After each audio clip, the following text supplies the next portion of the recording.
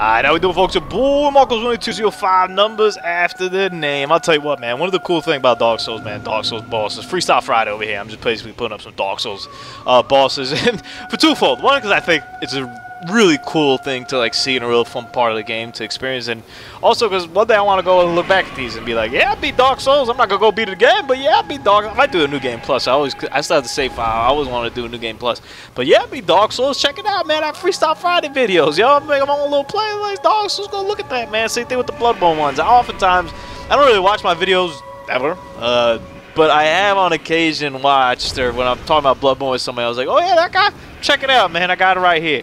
I do like that. So I'm hoping with similar experience over here with Dark Souls, man.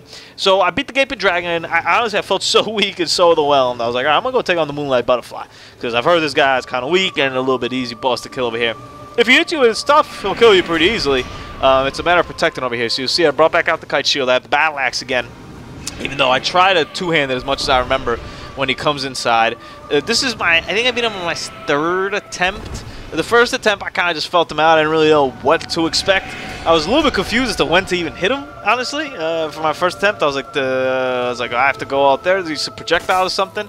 And then I saw that he comes in. I'm like, oh, here's where I just have to, like, unload. Also, the first time when he eventually came down and he does this little kind of AoE attack over here to kind of get you out of the way, I stayed in. I just took it like a boss and almost died. I was like, oh, crap. I was like, that was not meant to be.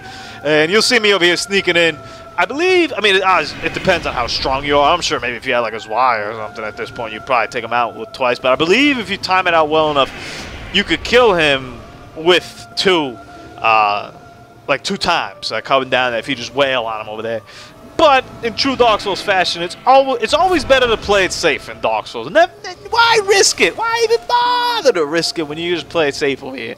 Because my second time is what I did. I went in there, I wailed on him, and then he did his thing, just killed me. And I was like, all right, you know what? I'm going to take a little step back over here. I'm going to take a little breather. But I believe, and I think this is common in Dark Souls 1, but I believe it's pretty easy to say that this is the easiest boss in Dark Souls. There's not really much of a challenge as long as you evade it. To me, there was a harder version of him, much harder version of him, was the Dark Gwendolyn or Gwendolyn Sun or whatever that was. That's like in a hallway, and you kind of have to dodge the projectiles coming at you, and then he teleports when you get near him.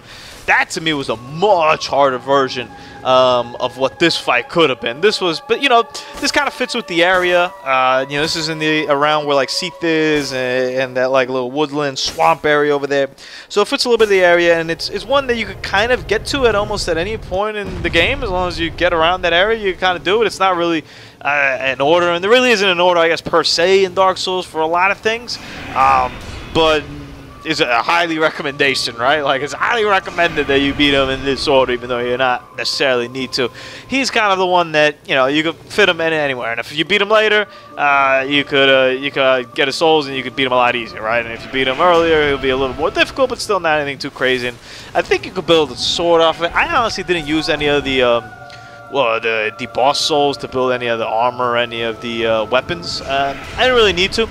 You'll see eventually I land on this Y and end up upgrading that bad boy as much as I can, and that to me put in work, and I eventually turned into just a two-handed hammer rock monster, just putting in that work. But in the beginning, this battle axe with like 2 or 3 upgrades to me was putting in work. Except just eventually, I felt like I needed the range, and I felt like I needed the extra damage.